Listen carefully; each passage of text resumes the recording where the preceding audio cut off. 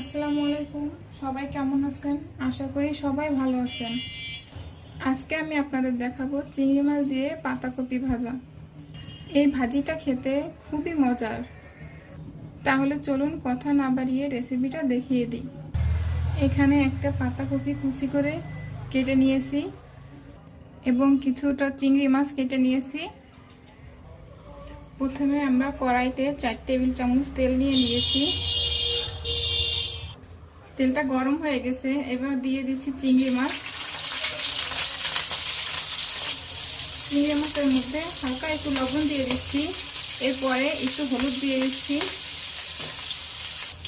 চিংড়ি মাছটা আমরা হালকা করে একটু ভেজে নেব।